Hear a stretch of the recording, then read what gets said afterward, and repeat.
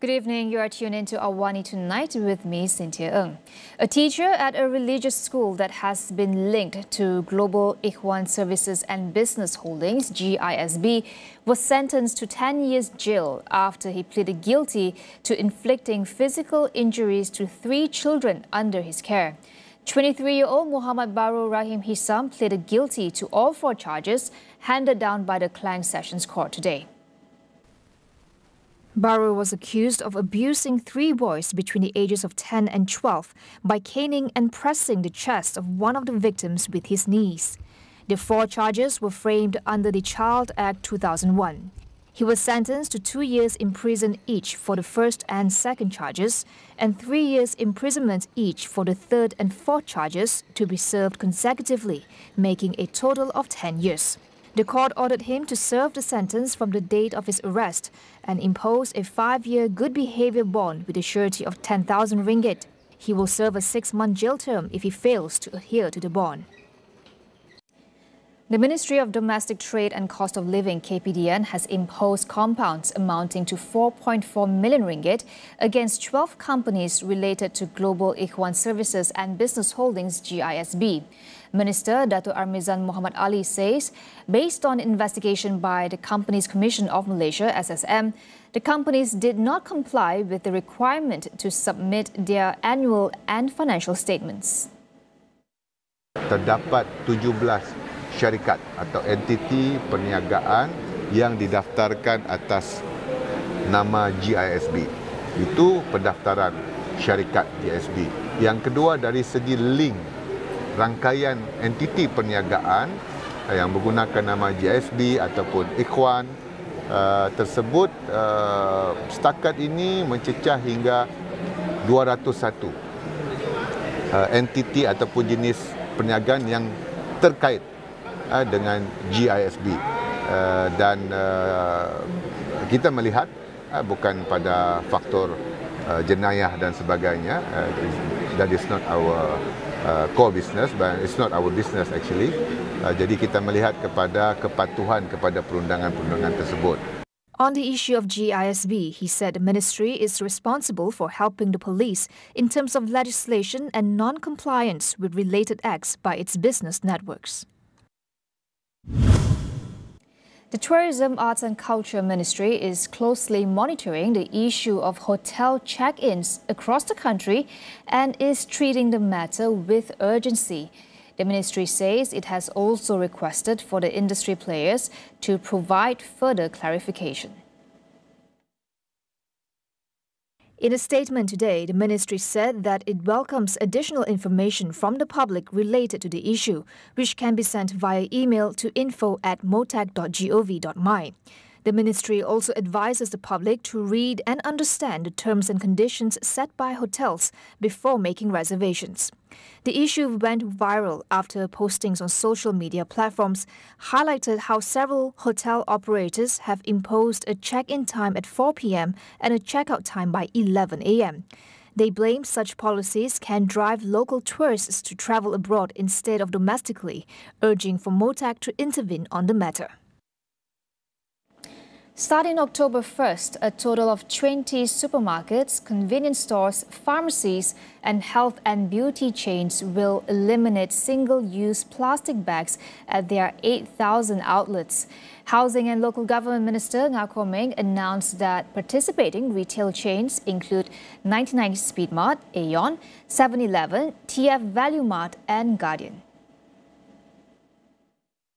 While some outlets have already begun this initiative, they formalized their commitment today by signing a pledge to implement the ban on a larger scale next week.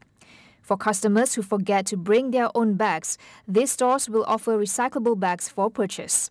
Nga aims for this initiative to cut down on the use of single-use plastic bags by 200 million each year.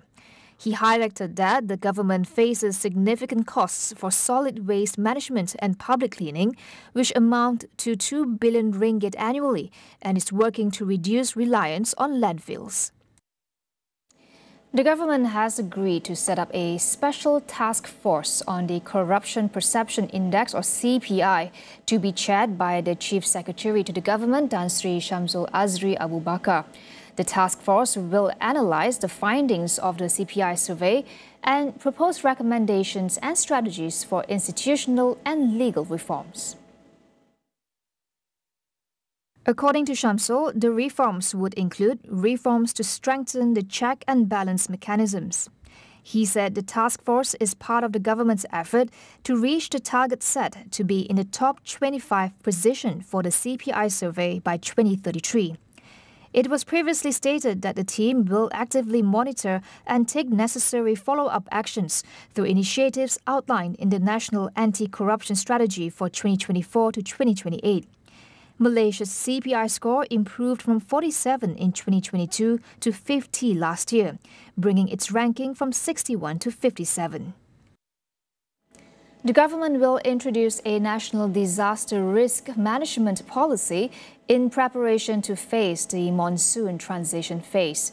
Deputy Prime Minister Datuk Seri Dr. Ahmad Zahid Hamidi says the policy is part of the government's efforts to ensure the country is more prepared and resilient in the face of disasters. He said the policy is currently being drafted by the National Disaster Management Agency, NADMA. Ahmad Zahid, who is also the National Disaster Management Committee Chairman, said the policy also aims to reduce disaster risk by incorporating the concept of disaster risk reduction in every sector of national development. Malaysia is now entering the beginning of the monsoon transition phase, with heavy rain and thunderstorms in the horizon. The period is expected to continue until early November. The highly anticipated Oil and Gas Asia OGA 2024 event, organized by Informa Markets, has officially kicked off, attracting a record number of professionals and key stakeholders from around the globe.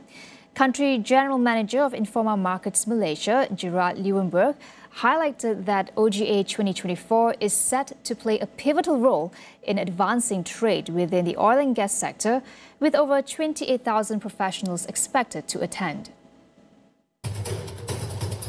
The event will focus on driving dialogue and investment in sustainable energy, as the global energy sector seeks greener and more sustainable solutions. And the main purpose is really to accelerate trade in the industry. So it's a trade show, so it's really about moving that forward. At the same time, we're looking, of course, at investment opportunities in the industry and promoting leadership, thought leadership through the content programs we have. Also present at the opening ceremony in Kuala Lumpur on Wednesday was the Minister of Economy Rafizi Ramli, who officiated the event. Leeuwenburg added that the event continues to grow annually, with over 2,000 companies represented, including regional oil and gas services and equipment OGSE firms and global industry leaders. Now, I'd say what's always very heartening to see is the large international interest at this show. So there are 7 country pavilions with exhibitors, so official country pavilions. We have exhibitors from about 40 countries, but officially from Singapore, South Korea, China, Italy, Germany, UK.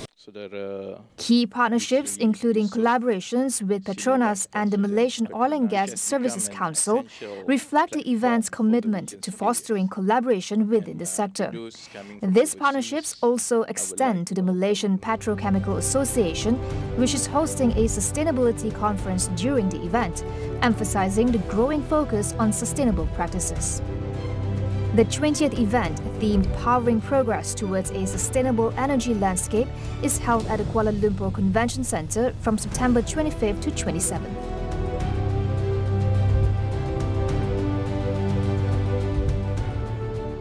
We will be back with more after the break.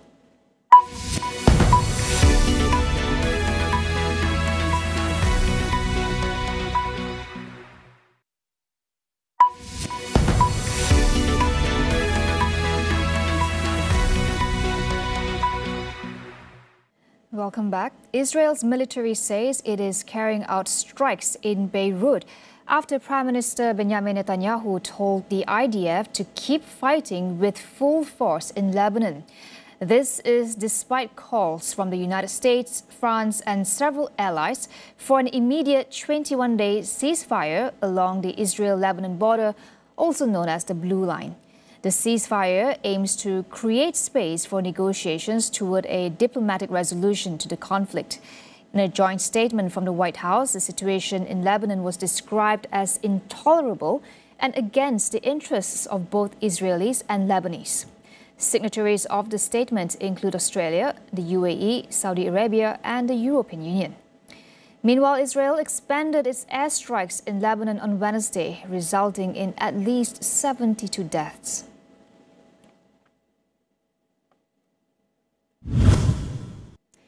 Court documents have revealed that Australia's largest airline, Qantas Airways, misled nearly 1 million customers by selling tickets for tens of thousands of non-existent flights.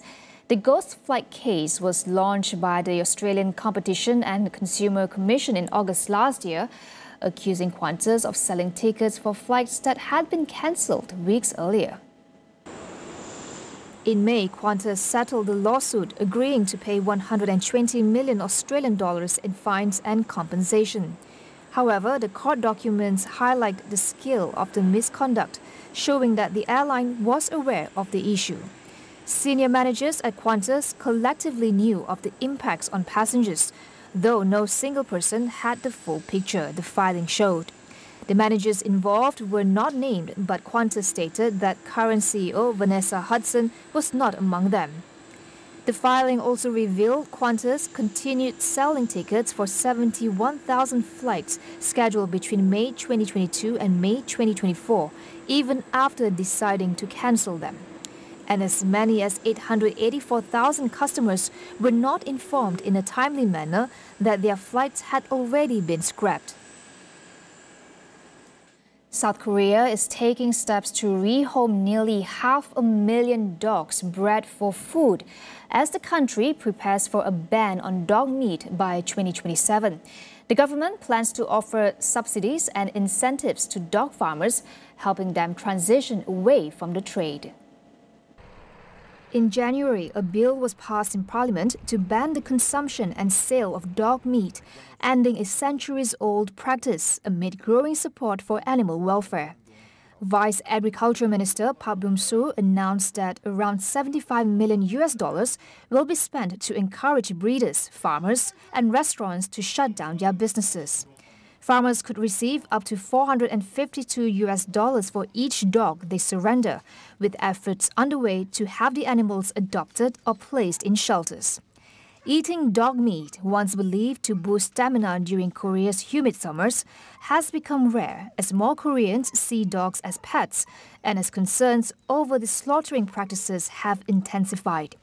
South Korea has over 1,500 dog breeding farms and 200 slaughterhouses. Some 2,300 restaurants still serve dog meat. Giant pandas An and Keke, a gift from Beijing, arrived in Hong Kong today to much excitement. These male and female pandas, born in Sichuan, are the third pair of giant pandas gifted by the central government to celebrate Hong Kong's 27th anniversary of its return to the motherland. The new pandas will join 4 others in Hong Kong, bringing the total to 6.